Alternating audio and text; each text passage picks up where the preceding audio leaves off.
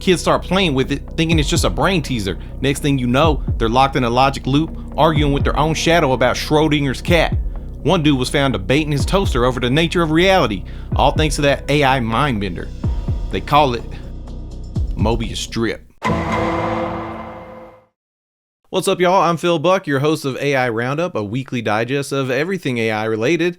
And if you're scratching your head asking what's with all the Law and Order references on this episode, well, today we're going to be taking a look back at all the legal and legislative events around AI and try to sum up where we're at with AI ethics here at the end of 2023. And I guess try to anticipate what's to come with the AI-powered technology in the new year. So let's just hit a few of the items that came out of 2023 relating to legal, regulation, and AI. There was a wave of lawsuits filed by authors, artists, and others against generative AI companies.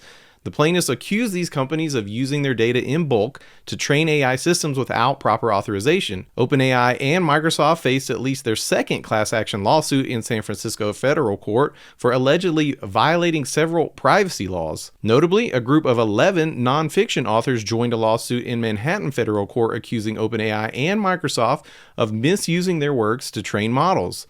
Additionally, and this is a big one, Getty Images filed a separate lawsuit against Stable Diffusion alleging copyright infringement. The U.S. Supreme Court declined to hear a challenge regarding the U.S. Patent and Trademark Office's refusal to issue patents for AI-generated inventions, signaling ongoing debates about AI and intellectual property rights. And the EU took a significant step with the AI Act, aiming to be the world's first comprehensive AI law. It aims to regulate the use of AI in various sectors, including law enforcement, and set standards for risk assessment, deepfake detection, and criminal offense prediction. Minority Report much?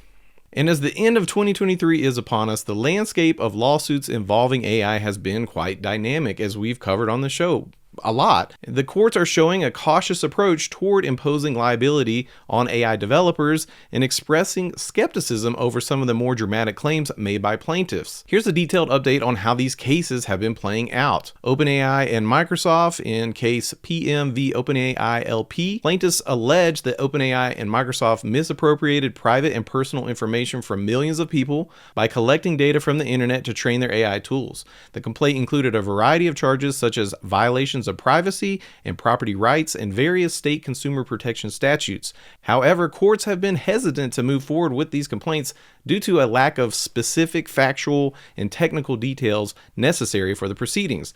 Pay attention, this is a theme. Also, Google in a case JL v. Alphabet Inc., similar to the OpenAI case, a complaint was filed against Google alleging violations of privacy and copyright law based on the company's use of data gathered from the internet to train its AI products. The plaintiffs called for more transparency and exploration of alternative data sources. I think that's a great idea. And as with the OpenAI case, the viability of these complaints is yet to be determined, and the courts have not been quick to assume liability on the part of the AI developers. Yes, I wonder why that could be. Not deep pockets. I'm sure that couldn't be it. Also, some cases that we've touched on, like Anderson versus Stability AI Limited. In a notable copyright infringement case, artists allege that Stability AI used billions of copyrighted images without permission to train their image generating models. However, a motion to dismiss was considered by Judge William Orrick, who expressed skepticism about the plaintiffs' claims and indicated a potential dismissal unless the plaintiffs could provide more substantial evidence. This is a big one that I haven't touched on, Doe v. GitHub. In this case, developers sued GitHub, Microsoft, and OpenAI for using license code to train GitHub's AI-powered coding assistant, Copilot, without proper attribution. The court dismissed the plaintiffs' privacy claims due to the lack of demonstrable injury. Again, this is not looking great for the plaintiffs. And in yet another case, Tremblay versus OpenAI, authors Paul Tremblay and Mona Awad filed a class action lawsuit directly asserting copyright infringement against OpenAI. They claim that OpenAI duplicated and ingested copyrighted materials as part of its training data, and its model's outputs were infringing derivative works. The case, along with others filed by authors, highlights an ongoing concern of the use of copyrighted works in AI training data.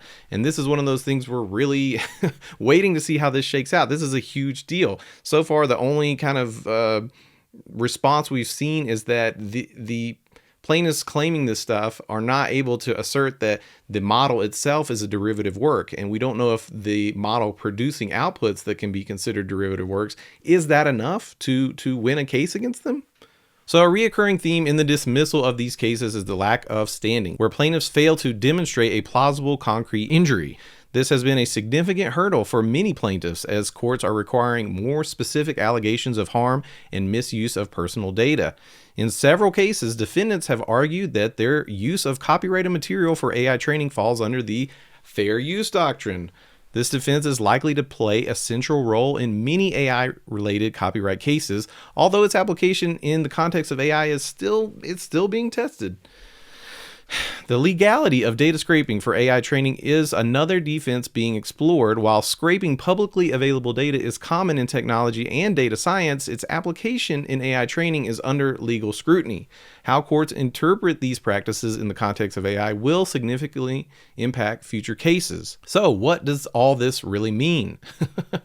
Well, to me, it means that these platforms like OpenAI have been popular enough to become a household name. And in such a rise of popularity, they've pushed regulatory bodies to take them more seriously, which at face value, I mean, that seems like a good thing, but so far, none of these movements have any teeth, really. I mean, we're not seeing any action. It's just a lot of talk. But I guess that's better than nothing. And as for the courts, the plaintiffs bringing cases against AI tech companies have yet to satisfy their burden of proof, which has led to many complaints being dismissed, with requirements to amend their lawsuits in order to proceed. So to me, the takeaway here is that the current state of AI is not great for the little guy. Anyone without a boatload of money stands a very real risk of getting washed away by the flood of this new technology, and the corporations that have influence and piles of dough to spend further training these tools and paying lawyers to defend their causes have everything to gain. And while I am optimistic about the prospects that AI holds for the human race as of right now, I'm a bit skeptical that we're on the right path. Let's hope for some better developments in 2024. And that's it for AI Roundup this year. I've enjoyed covering the nonstop flow of new AI developments and news with you all throughout 2023, and I'm really looking forward to coming back next year to see what the future holds. And as always, if you enjoy what we're doing here on the show, please help me out by liking this video, drop a comment, and sub to the channel. All right, y'all, I'm Phil Buck, and this has been your December 27th episode of AI Roundup, and I'll see you next year. Watch out for that Mobius drip. This has been a broadcast of the MSP Media Network.